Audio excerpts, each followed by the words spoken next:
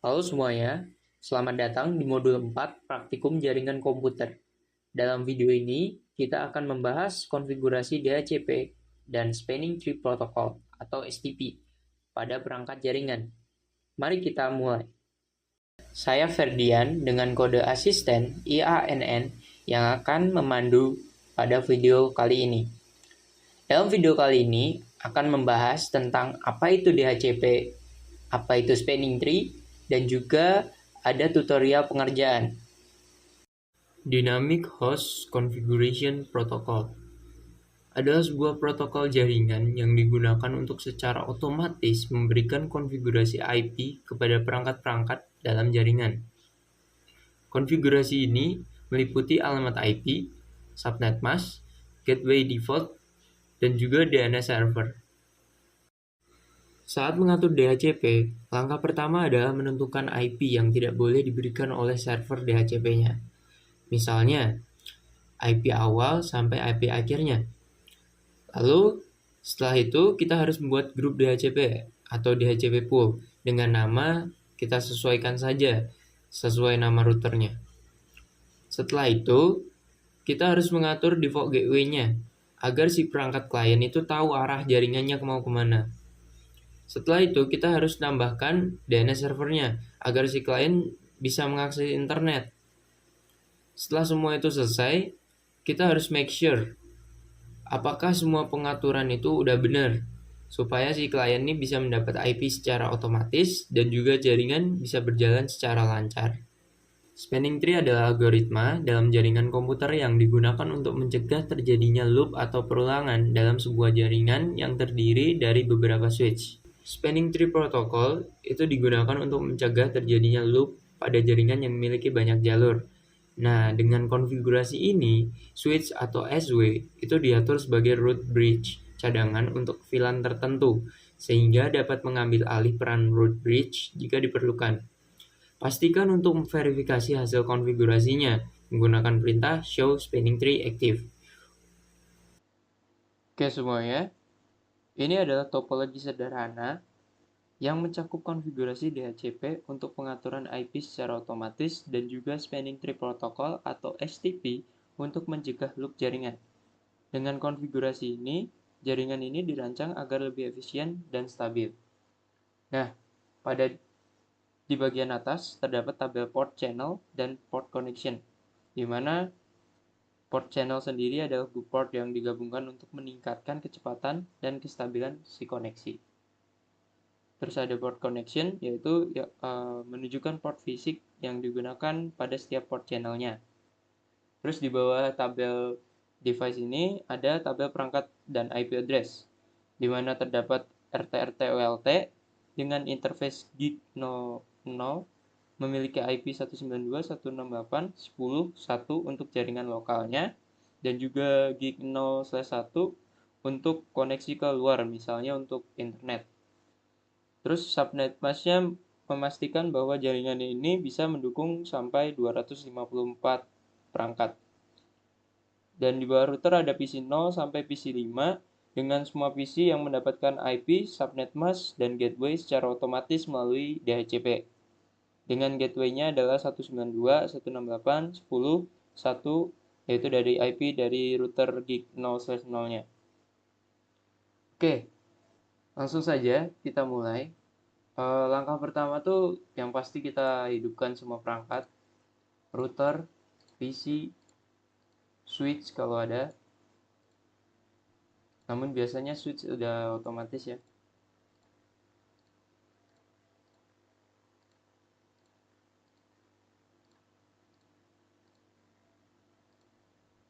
Oke, sebelum kita mengerjakan, kita harus lihat dulu apa aja sih yang harus kita konfigurasikan. Step pertama, kita diminta untuk konfigurasikan router dan switch secara sesuai dengan ketentuan di bawah ini. Dengan ketentuan seperti modul sebelum-sebelumnya, di modul 2 dan 3 masih sama, yaitu hostname, enable password yang bisa transkripsi privilege ataupun tidak transkripsi privilege. Perbedaannya, kalau transkripsi privilege menggunakan secret, kalau tidak transkripsi privilege itu enable password. Lalu password konsolnya, terus juga masukkan line VTY-nya, terus kita nyalakan interface-nya, karena interface-nya tadi 0/0 dan 0/1, berarti kita nyalakan interface 0/0 dan 0/1. Terus langkah selanjutnya yaitu konfigurasikan DHCP4-nya. Nah, untuk langkah ini mungkin belum teman-teman temukan pada modul-modul sebelumnya. Makanya di sini ada langkah yang pertama yang sudah saya jelaskan pada materi tadi, yaitu kita harus mengatur IP address exploit-nya menggunakan 10 IP pertama, yang dimana kita awali dengan IP 192.168.10.1 sampai IP 192.168.10.10. Setelah kita masukkan exploit IP-nya, kita berikan nama DHCP pool-nya, kita buat grup DHCP-nya dengan nama pool TOLT karena ya kita berada di router TOLT. Setelah kita membuat grup pool-nya, kita atur network-nya dengan 192.168.10.10.0/24 dengan subnet mask 255.255.255.0. Lalu lanjut kita harus atur IP default-nya. Default gateway-nya itu yaitu default router 192.168.10.1. Dan jangan lupa kita harus melakukan atau mengatur DNS servernya, yaitu dengan cara DNS server 8888.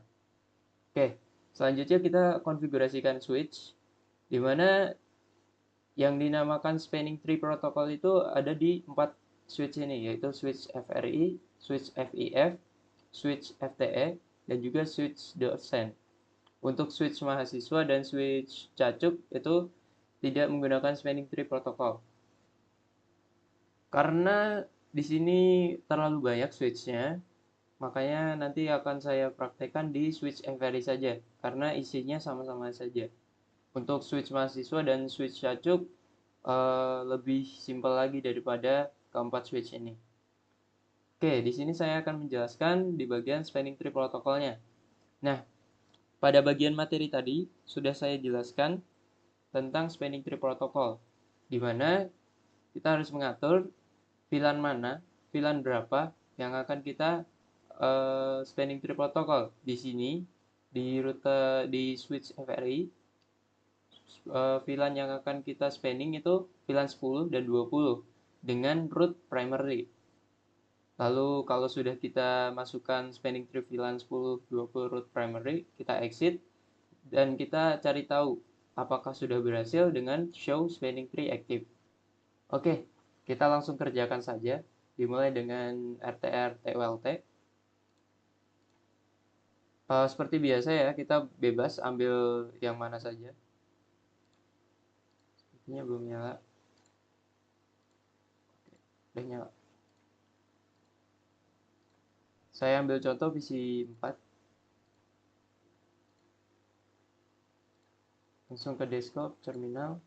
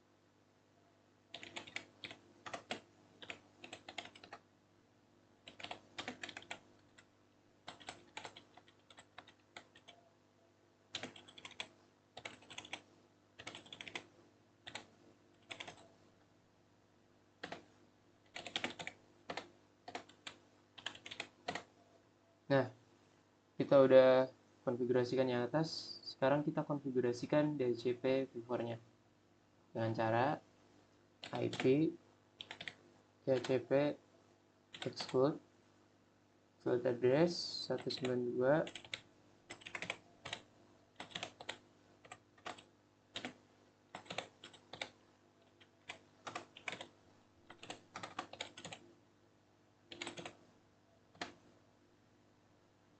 Oke, jika sudah, kita buat nama poolnya IP DHCP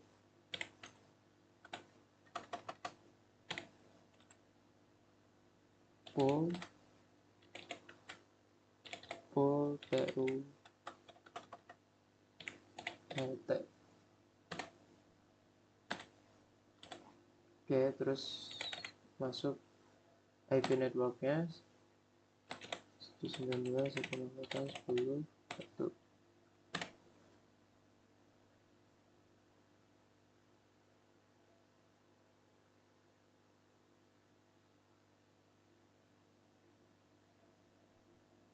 Oke, lupa masukin subnet mask-nya.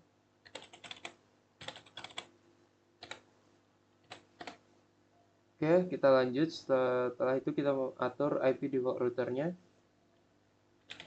Default router 192.168.10.1. Terus DNS servernya yaitu 888. Oke, untuk konfigurasi DHCP sudah selesai ya. Bisa kita lihat dengan cek result. Sini kita lihat RTR di paling atas.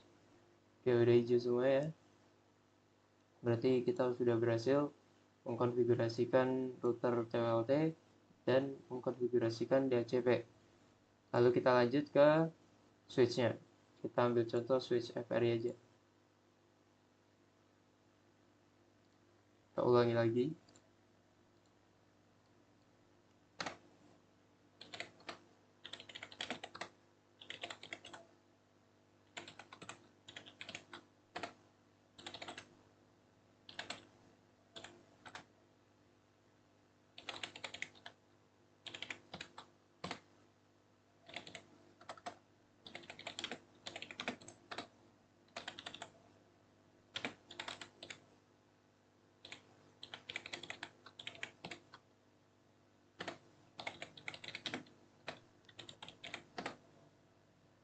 Nah, setelah itu kita diminta untuk mengkonfigurasikan VLAN dari VLAN 10 sampai VLAN 40.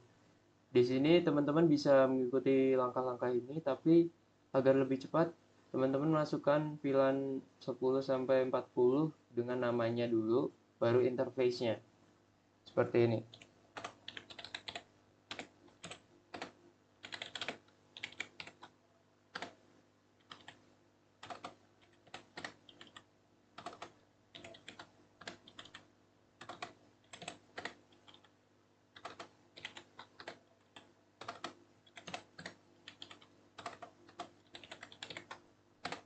Lalu di exit, baru teman-teman bisa masukkan interface-nya.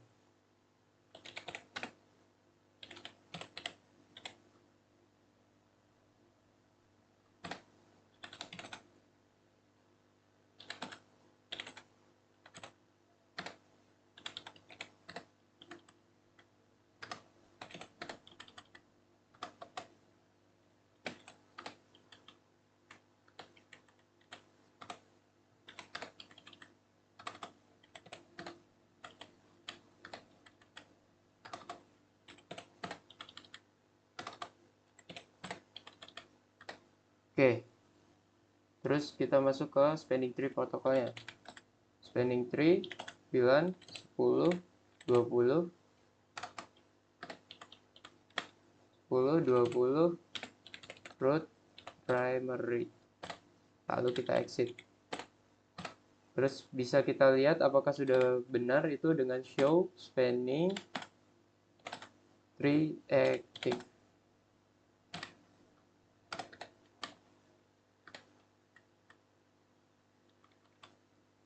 show, skip dulu, show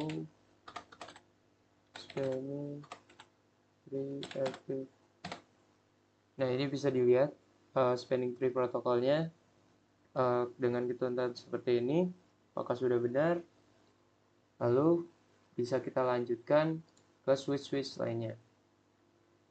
Mungkin akan saya skip saja, karena di switch FIF, FTE, dan dosen itu sama saja seperti di switch FRI.